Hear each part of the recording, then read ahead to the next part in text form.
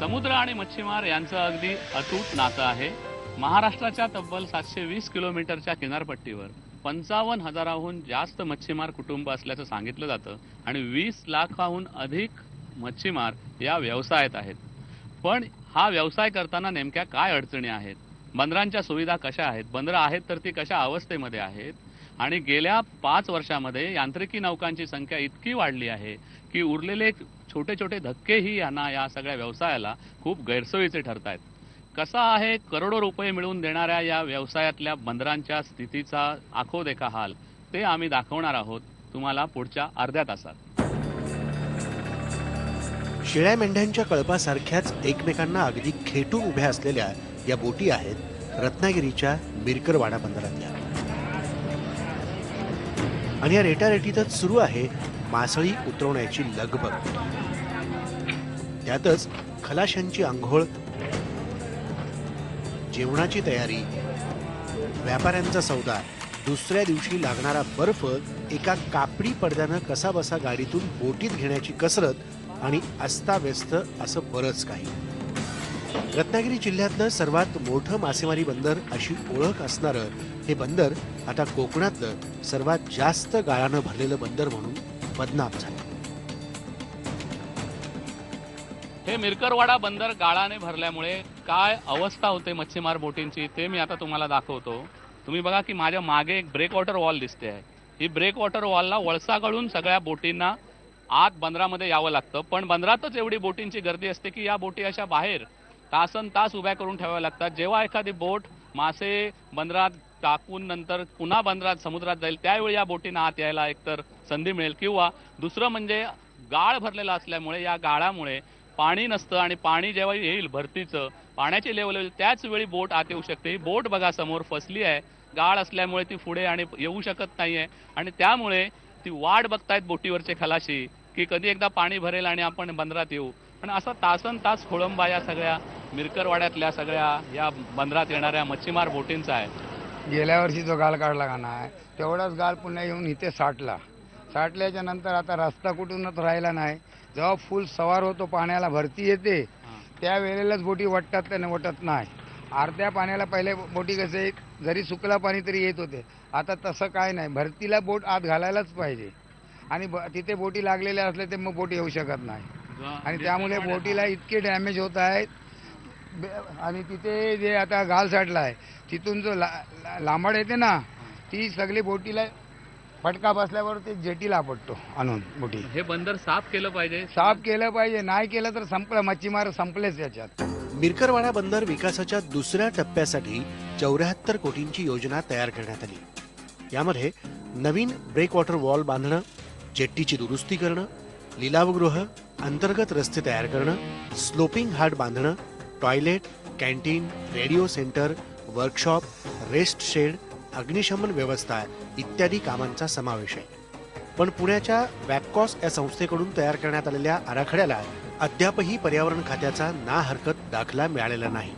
तसंच या बंदरालगतची काही जागा कोस्ट गार्डनंही आपल्या नाविक तळासाठी मागितल्यानं या सर्व योजनेची अंमलबजावणी रखडली. 15 वर्षाचे असताना मिरकरवाड्यामध्ये आलेला हा माणूस आहे खलाशी म्हणून. त्यावेळची स्थिती आणि आत्ताची स्थिती आपण विचारूया. किती वर्षाचा असताना तुम्ही आला इथे बोटीवर काम करायला आणि काय काय त्यावेळची बंदराची स्थिती आणि आत्ताची काय फरक दिसतोय, काय तर आहे? काही फरक नाही. मी होतो तेव्हा मी नोकरी करायला लागलो तेव्हा 16 वर्षाचा पोरा होतो मी. तेव्हापासून कामाला आहे इकडे रत्नागिरीत त्या मिरकावाड्यात. आता त्या काय बदलावणी काय नाही. या वाळू बिळू सगळं असंच आहे. आता बोटी लावताना त्रास लय होतोय, काय खलाशांना पण लय त्रास होतोय. या जागा अडचणमुळे तर लोक एकामेका मारामारी होतात. आता संध्याकाळी होईल तेव्हा, आता आज गुरुवार आहे ना, गुरुवारची बोट आत येत आहे ना तेव्हा सगळ्यांचा उद्या सुट्टी आहे, मालकांच्या याच्यावरनं सुट्टी असतो. त्या कामगारांना एकामेका मारामारी होतात. ह्याला येऊन त्याला ठोकणार, बोटीला ते ऍक्सिडेंट होतात ना रोडवर, असे होतात.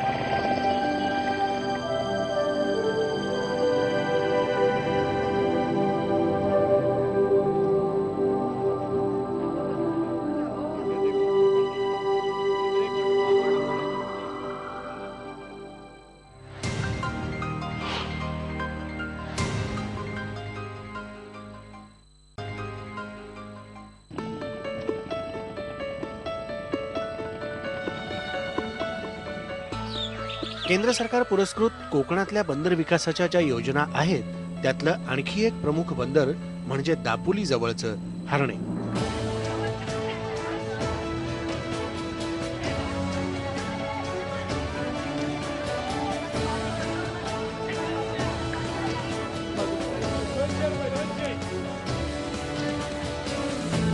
हर्णे समुद्रात फेरफटका मारताना लक्षात येतं की इथला समुद्र अद्याप तरी प्रदूषण विरहित आहे आणि म्हणूनच हर्णेच्या समुद्रात मोठ्या प्रमाणात उत्तम प्रतीची निर्यातक्षम मासळी मिळते. पण इथं ना पाण्याची सोय, ना विजेची, ना बर्फाची, ना शीतगृहाची. पण निर्यातक्षम मासळीचा लिलावही असा उघड्यावर. 310 रुपये 20 30 40 50 60 70 80 90 410 20 2003 मध्ये मंजूर झालेली 5 कोटीची ही योजना आता 136 कोटी खर्चाची झाली आहे. पर्यावरण खात्याची मंजुरी तर दूरच, पण वॅपकॉसनं या बंदराचा विकास आराखडाही अद्याप मत्स्य विभागाकडे दिलेला नाही. बोटी अशा बंदरामध्ये आल्या, मोठ्या बोटी की या खोल समुद्रात उभ्या कराव्या लागतात आणि छोटी बोट बघा, या छोट्या बोटीतून ही बोट आणावी लागते या मोठ्या बोटीकडे आणि मग हे जे मासे आहेत ते मासे असे खाली बोटीत दोघे जण उभे राहतात आणि मग माशाचे जे टब्स आहेत ते सगळे या छोट्या होडीत ठेवावे लागतात. अशी ही सगळी कसरत होते आणि या कसरतीमुळे खूप मच्छीमारांचा वेळ वाया जातो आणि सगळंच म्हणजे त्याचा खर्चही वाढतो आणि मासळी जी आहे ती खरं तर वेळेत पोचण्याची गरज असते पण तशी पोचत नाही. ते आपण बघतो आहोत की इथे ही सगळी कसरत गेली अनेक वर्ष मच्छीमार करतायत. मग ही निर्यातक्षम मासळी असली तरी ती सुद्धा अशीच या होडीतून पलीकडे न्यावी लागते आणि मग लिलाव त्याचा केला जातो. असे हाल हे मच्छीमार कितीतरी वर्ष इथे काढतायत आणि त्यामुळे बंदर व्हावं अशी त्यांची खूप वर्षापासूनची मागणी आहे. काहीतरी सोय करा किमान पातळीवरची, एवढीच अपेक्षा ते करतायत. हर्णे जवळच्या समुद्रात वर्षाकाठी 20,000 टनापेक्षा जास्त मासळी मारली जाते. पण 500-600 बोटी असलेलं हे बंदर गैरसोयींचं आगरच आहे. हर्णेच्या समुद्रामध्ये एवढ्या अडचणी आहेत हर्णेच्या या ठिकाणी मासेमारीसाठी. अशा छोट्या बोटी या मोठ्या बोटीतून मासे इथे घेऊन आणावे लागतात आणि ही बैलगाडी आहे, ही बैलगाडी निघाली आहे बघा. या बैलगाडीमध्ये मासे हे ठेवले जातात आणि ही बैलगाडी चक्क समुद्रात लोटून त्याच्यात मासे भरून ते नंतर मग तिकडे पुढे नेले जातात. अशा इतक्या अडचणी आहेत या बंदरामध्ये. हे जे बंदर आहे किमान हे कधी मार्गी लागणार, कारण एवढी जर गैरसोय असेल तर मच्छीमारांनी हा व्यवसाय करायचा कसा. आणि सरकार मच्छीमारांना सवलती देतं म्हणतं पण मुळात त्यांची जी गरज आहे व्यवसायाची ती गरज ओळखतंय का आणि तशा काही सुविधा करतंय का, हा खरा प्रश्न आहे. कितीतरी वर्ष असं चालू आहे. ही परिस्थिती कधी बदलणार.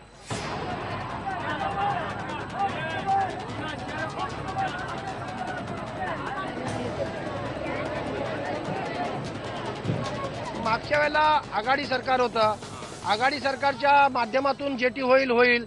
आता मला वाटतं भाजपचं सरकार आलेलं आहे केंद्रामध्ये आणि राज्यामध्ये पण.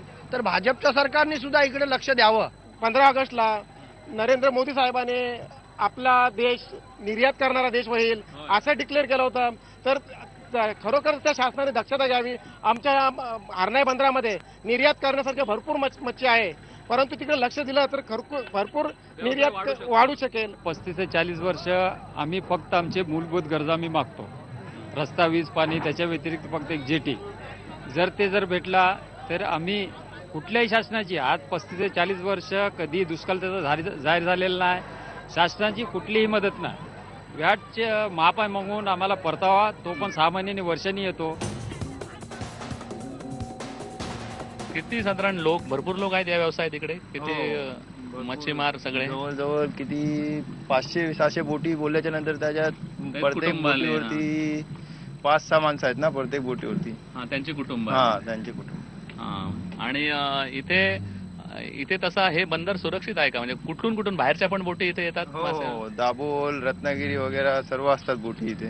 आणि सुरक्षित आहे का बंदर, म्हणजे वादळाचा धोका किंवा काय कारण. धोका आहे. पण इथे आम्ही या बाजूला डोंगर बघतो आहोत आणि इकडे काय सगळं ओपनच आहे या बाजूला. पण तिथे ज्यावेळी वादळ येतं किंवा काय येतं त्यावेळी मग तुम्ही काय करता. मग काय नाही, सेफ्टीसाठी काय नाही, मग तिथे किल्ल्याजवळ जावं लागतो आम्हाला. त्याच्यामुळे आणखी नुकसानी होतात लोकांचे.